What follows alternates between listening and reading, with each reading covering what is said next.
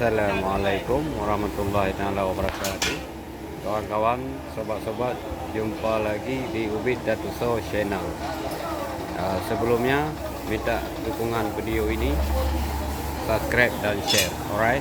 So kali ini kita akan membahas mie spesial Aceh. Ini luar biasa, mie udang.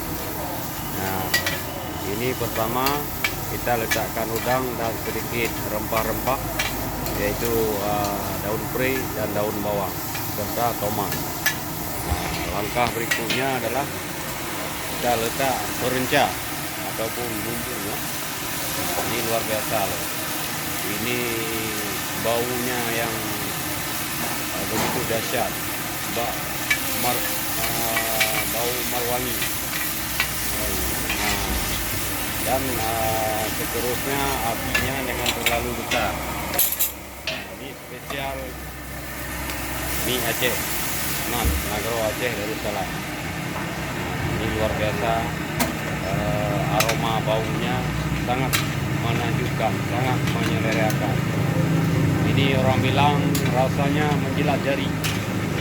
Nah, jadi rasa tidak bisa berbohong. Ini luar biasa kakanda kita.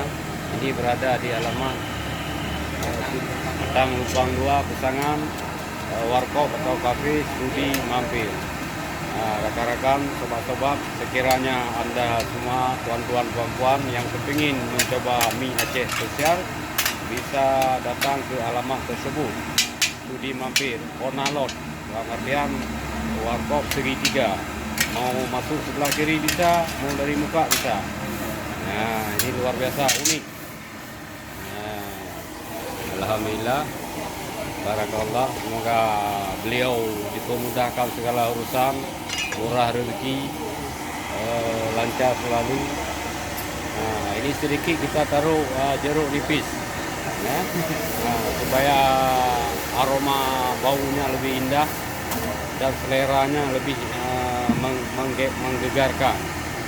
Nah, kemudian kita tutup sebentar supaya bumbunya atau rencahnya meresap ke menu dia, itu udangkah atau sotong atau daging dan sebagainya. Nah, ini seterusnya kita sedikit taruh daun sup. Nah, daun sup. Jadi saudara-saudara sekalian yang berada di luar Aceh dan seluruh dunia, nah, inilah resep turun-temurun dari Indatu hingga ke masa kini. Ini mie Aceh ini sebelum lahir saya sudah mulai viral, terkenal. Mie Aceh di Studi Mampir. Wah, ini memang kau-kaunya, ini luar biasa. Nah, ini memang super. Nah, ini super.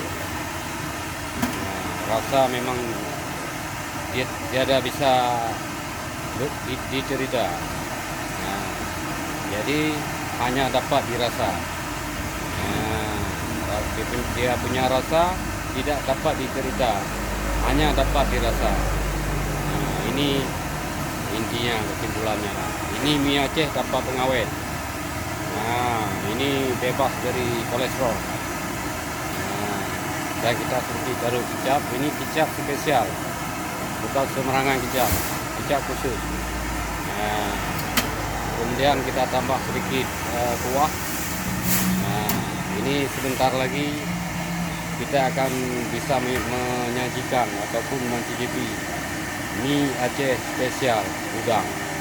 Baik, inilah sedikit informasi dan mohon dukungan dan subscribe, share di channel ini. Baik, terima kasih. Wabillahi taufiq wal hidayah. Wassalamualaikum warahmatullahi wabarakatuh.